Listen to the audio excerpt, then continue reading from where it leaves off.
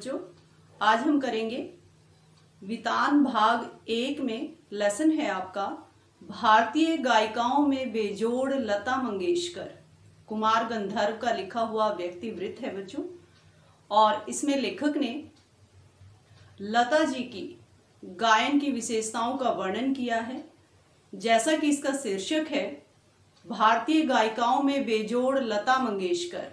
बेजोड़ का अर्थ होता है उनके मुकाबले की, उनके जोड़ की दूसरी गायिका ही नहीं हुई है। तो कैसे लेखक को इन सारी बातों का अनुभव हुआ, कैसे ये जानकारी लता जी के जीवन से संबंधित लेखक को प्राप्त हुई, और जब प्राप्त हुई तो लेखक इतने अधिक प्रभावित हुए कि शास्त्रीय संगीतकार कलम उठाने के लिए विवश हो गए और उन्होंने लता जी के गायन की विशेषताओं का वर्णन इस व्यक्तिवृत्त में किया है।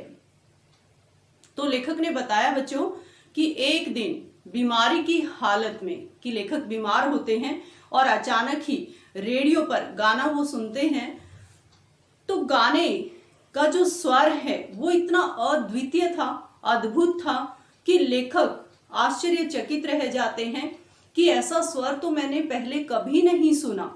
और वो बहुत ही तल्लीनता से, पूरा लीन होकर उस गाने को सुनते रहे।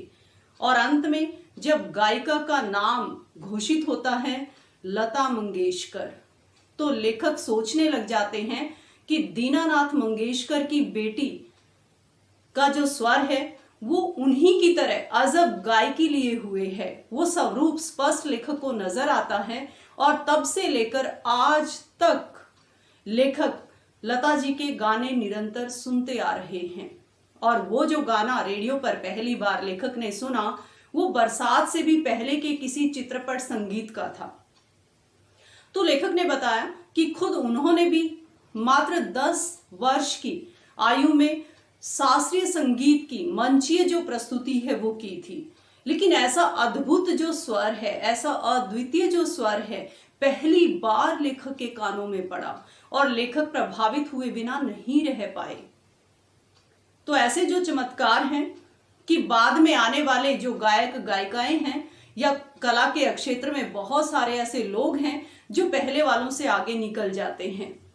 तो बहुत ही प्रसिद्ध सितार वादक विलायत खां का उदाहरण लेखक ने दिया है कि वो भी अपने पिता से, अपने जो क्षेत्र है उससे वो बहुत आगे निकल गए थे। लता के गायन की विशेषताओं का वर्णन करने के साथ साथ लेखक ने बच्चों क्या बताया है कि चित्रपट संगीत क्या है, शास्त्रीय संगीत क्या है, और चित्रपट संगीत और शास्त्रीय संगीत दोनों जो लोकप्रिय हैं आज, उनका श्रेय लता जी को लेखक ने दिया है, कुमार गंधर्व जी ने दिया है। कि चित्रपट संगीत में जो क्रांति आई है, लोग इतना पसंद करते हैं, उस सारी लोकप्रियता का जो श्रेय है, योगदान है, वो लता जी का रहा है।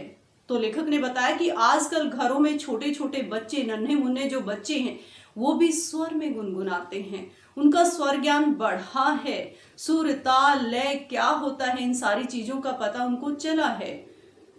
कुछ लोगों का मानना है कि चित्रपट संगीत कान फोड़ू संगीत है, लेकिन लेखक इस बात से सहमत नहीं है।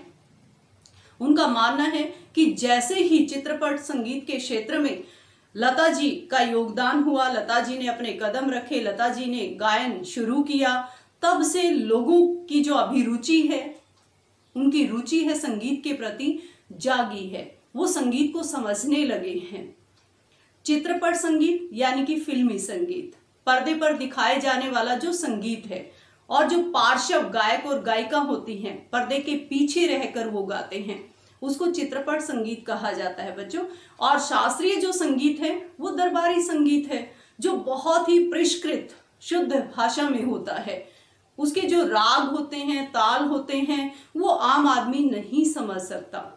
लेकिन चित्रपट जो संगीत है वो लचीला है, लोचदार है, और सभी जो हैं 3-3.5 मिनट का जो गाना होता है, खासकर लता जी का, उसमें जो सुनने वाला श्रोता है वो बहुत अधिक आनंद की अनुभूति करता है। चित्रपट संगीत, चाहे हम संगीत को समझ पाए या नहीं समझ पाए, हमें सुर ताल लय का ज्ञान हो या ना हो, लेखक ऐसा मानते हैं कि हर व्यक्ति उसको समझ सकता है, उसका आनंद ले सकता है। और किसी भी संगीत या गायन का जो उद्देश्य होता है वो यही होता है कि सुनने वाले को आनंद आए, रसानुभूति वो करे, उसको अच्छा लगे। और यही क्या है? गानपन है। गानपन शब्द के बारे में आप पढ़ोगे कि गानपन का अर्थ क्या है कि ऐसा संगीत जो आम श्रोता को भी, साधारण जन को भी भाव विभोर कर दे, कि जिस प्रकार से मनुष्यता है तो वो मनुष्य है, उसी प्रकार से संगीत में गानपन है तो वो संगीत है। शास्त्रीय संगीत के बारे में भी लेखक ने बताया है कि लता जी शास्त्रीय संगीत की भी 3-3.5 घंटे की महफिल जमा सकती हैं। शास्त्रीय संगीत के परिष्कृत रागों का भी उनको भरपूर ज्ञान है। लेकिन आम आदमी, साधारण जनता शास्त्रीय संगीत में रुचि क्यों नहीं दिखाती? क्योंकि उनको उस चीज का ज्ञान नहीं है। वो लता जी का गाना इसीलिए सुनना पसंद करते हैं क्योंकि वो भाव विभोर हो जाते हैं, आनंदित होते हैं, समझ आता है, उनको अच्छा लगता है सुनने में। तो शास्त्रीय संगीत को जानने वाले लोग कई बार प्रश्न या सवाल उठाते हैं कि क्या लता जी इस प्रकार की महफिल जमा सकती हैं? तो लेखक ने उन सारे सवालों का जवाब दिया है कि क्या शास्त्रीय संगीतकार लता जी जैसा 3-3.5 मिनट का गाना गा सकते हैं? जबकि लता जी को तो चित्रपट संगीत और शास्त्रीय संगीत दोनों का भरपूर ज्ञान है, दोनों में बहुत अधिक लोकप्रियता उन्होंने अर्जित की है संगीत के क्षेत्र में।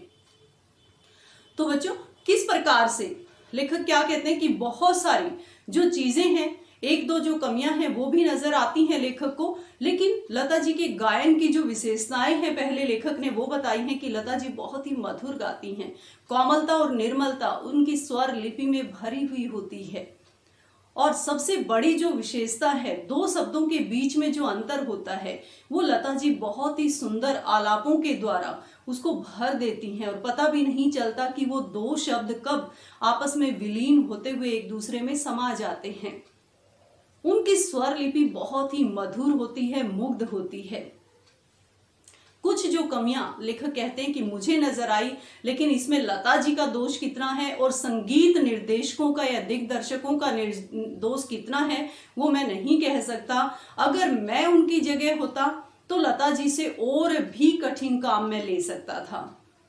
सबसे बड़ी जो कमी है वो लेखक बताते हैं कि संगीत दिग्दर्शकों ने, यानी कि म्यूजिक जो डायरेक्टर होते हैं, उन्होंने लता जी को बहुत ऊंची पट्टी में गवाया है, बहुत अधिक चिल्वाया है उनको अपने गानों में।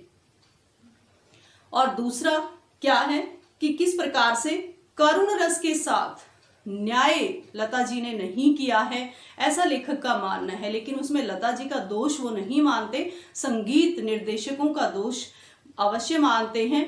लेकिन फिर भी जब हम लता के गायन की विशेषताओं पर नजर डालते हैं तो करुणा से भरे हुए बहुत सारे ऐसे गाने हमें मिल जाते हैं कि करुणा की नदी बहती हुई उनमें नजर आती है। बहुत अधिक भावनात्मक गाने उन्होंने गाए हैं।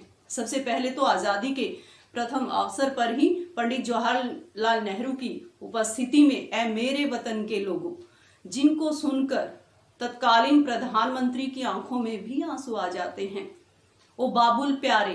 तो ऐसे बहुत सारे करुणा से भरे हुए गाने लता जी के द्वारा गाए गए हैं, निभाए गए हैं। तो लेखक बताते हैं कि उनमें मैं लता जी का दोष नहीं मानता, कमी नहीं मानता। मैं खुद उनकी जगह होता तो और अच्छा काम मैं लता जी से ले सकता था।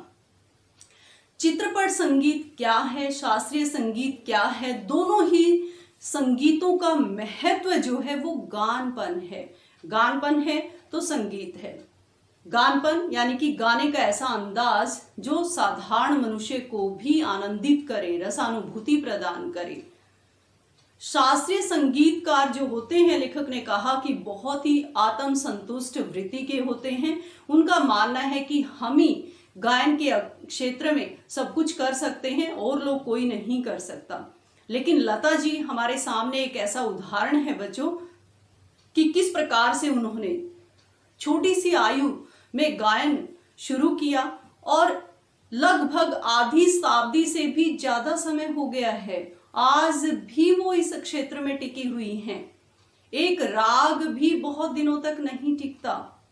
तो इसीलिए लेखक ने संगीत की, गायन की बेताज साम्राज्ञी उनको कहा है कि लता जी संगीत के क्षेत्र की बेताज साम्राज्ञी हैं और हम बहुत सौभाग्यशाली हैं कि सदियों में एक ऐसा कलाकार पैदा होता है और वो कलाकार आज हमारे देश में, हमारे बीच में मौजूद है। और लता जी का जो गाना है वो भारत में ही नहीं, पूरे विश्व में पसंद किया जाता है, पूरे दुनिया में लोग उसको सुनते हैं और यही चित्रपट संगीत की लोकप्रियता का कारण भी रहा है। लता जी ने बहुत अधिक योगदान दिया है चित्रपट संगीत को और शास्त्रीय संगीत को ऊंचाइयों पर पहुंचाने के लिए।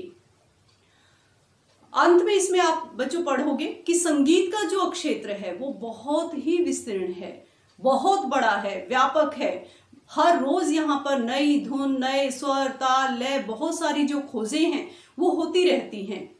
फिल्मी जगत से जुड़े हुए लोग, संगीत क्षेत्र से जुड़े हुए लोग ये सब कुछ करते रहते हैं, लेकिन फिर भी लेखक कहते हैं कि ये एक ऐसा क्षेत्र है जहां पर अब भी बहुत कुछ अलक्षित और असंशोधित पड़ा हुआ है, यानी कि यहाँ पर करने की बहुत अधिक गुंजाइश अभी भी बाकी है।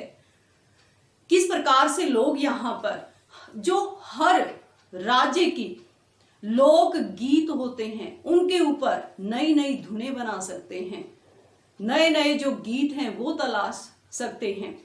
तो कैसे उनके उदाहरण लेखक ने दिए हैं कि चाहे धूप का कौतुक पैदा करने वाले पंजाबी लोकगीत हों, पहाड़ी लोकगीत हों, बादलों की उमड़ घुमड़ से संबंधित राजस्थानी लोकगीत हों, या हमारे खेती बाड़ी से संबंधित कृषि गीत हों, या फिर ऋतु जो चक्र होते हैं, ऋतुओं के ऊपर जो राग आधारित होते हैं उनके ऊपर लोक गीतों का काम किया जा सकता है। बहुत कुछ करने की गुंजाइश इस क्षेत्र में आज भी संभव है। तो संगीत का क्षेत्र इसीलिए लेखक ने विस्तीर्ण बताया है, व्यापक बताया है।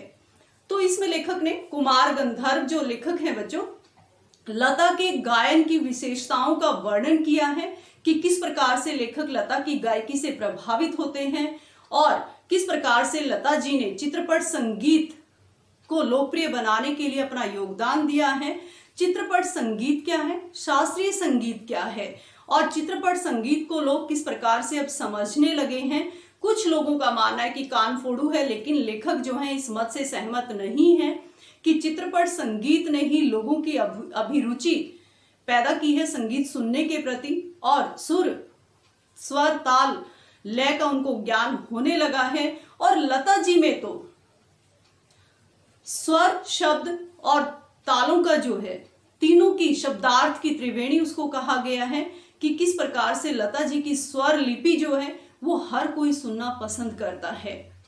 तो लेखक ने लता के गायन की विशेषताओं का वर्णन करते हुए ये भी बताया है कि लता के जोड़ की गायिका आज तक भारत में हुई ही नहीं है। तो ऐसी संगीत की बेताज साम्राज्ञी आज भी हमारे मध्य में है। ये हम सबके लिए बहुत ही सौभाग्य की बात है। थैंक यू बच्चों।